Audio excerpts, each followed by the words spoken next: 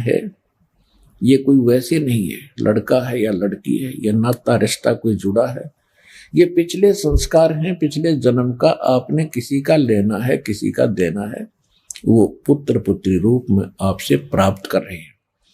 और जिनके संतान नहीं है वो फ्री हो चुके हैं, उनका कोई अभी किसी से लेना देना शेष नहीं है।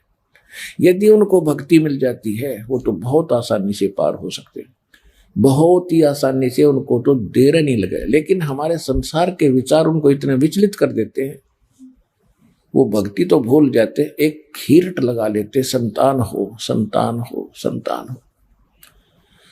अब वहां संतान भी नहीं हो सकती ऐसे कहने से, क्योंकि उनके भाग्य में नहीं। कहां कबीर परमात्मा पूर्ण ब्रह्म सतपुरुष की भक्ति परम संत उसके नुमाइंदे से लिए बिना, जैसे इस दास, ये दास आज के दिन विश्व में परमात्मा का वो कृपा पात्र दास है जिसके पास कंप्लीट भक्ति मार्ग है पूर्ण, और जो भगवान सुख देता परमात्मा इस दास के माध्यम से आपको सारे देगा, कि उसका विधान है।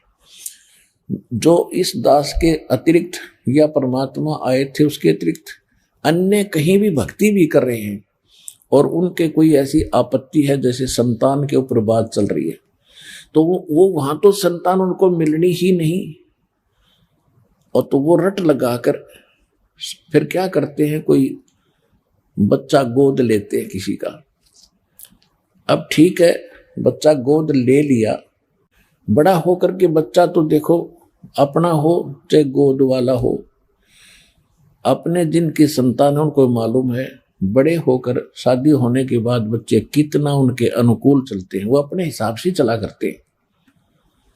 तो उसको अंत में जिन्होंने बच्चा गोद लिया है, अंत में उसका विवाह भी होगा, उसके बच्चे भी होंगे, वो फिर बूढ़ा बुढ़िया बाद में बैठकर रोते हैं कि देखा जो हमसे ये ऐसा व्यवहार कर रहा है, हमारा अपना बच्चा होता तो क्या ये ऐसे करता, यानी फिर उससे भी छक लेंगे, वो लास्ट में उससे भी तंग आ लेंगे। और फिर विशेषकर माई के मन में यह बात निकलती नहीं मन से कि भगवान मेरा अपना बच्चा होता, मेरा संतान नहीं हुई, इससे कसक में वह मर जाती है।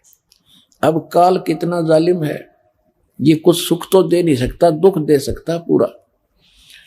फिर वो क्या बनती है वो बहन, अगले जन्म में उसको कुतिया का जन्म मिलता है, क्योंकि संतान की भूखी मरी थी, कुतिया बन गई। अब काल मजे लेता है उसके के लिए, तो संतान पैदा कर करके छक ले, एक एक 8 साल में 2 पूरे कर ले, अपनी कसर काट ले। फिर बनाओगा सूरी, उसने सूरी ले, फिर 12 इकट्ठे पैदा कर ले, ये भी तो संतान है, वो किनारी संतान थी। तो वह दुर्गति और मोल ले ली उस बहन ने, वहां भक्ति भी नहीं थी और वह संतान भी नहीं मिलनी थी। और यहां क्या होगा, भगवान के शरण आने से एक तो ज्ञान होगा, अगर परमात्मा चाहेगा तो आपको संतान भी देगा। भगवान के हाथ में सब कुछ, 1 मिनट में हाथ जुड़वा देगा भगवान। लेकिन यहां उद्देश्य आपका मोक्ष कराना होना चाहिए, आपका उद्देश्य मोक्ष कराना होना चाहिए, ना कि केवल ये व्यर्थ की डिमांड ही लेकर बताना। परमात्मा आपके, क्योंकि हमारा उद्देश्य मोक्ष कराना, और मोक्ष हो गया तो आपका सदा का झंझट मिटेगा। ये लड़के लड़की संतान तो असंख्यों बार पैदा कर लिए, असंख्यों बार आपके सामने मर लिए, और हाहाकार आपने 100 बार कर ली। तो ये कोई जीवन नहीं है। इसी आशा को लेकर ही केवल सतलोक आश्रम बरवाला में आना आपका व्यर्थ है। यहां आने के लिए मूल उद्देश्य आप मोक्ष समझो, जो सबसे दुर्लभ वस्तु यहां प्राप्त है। उसके साथ साथ परमात्मा चाहेगा कि आपको कोई संतान अपनी देनी है तो दे देगा, आपके बच्चे पाल पोस देंगे उसकी आत्मा को।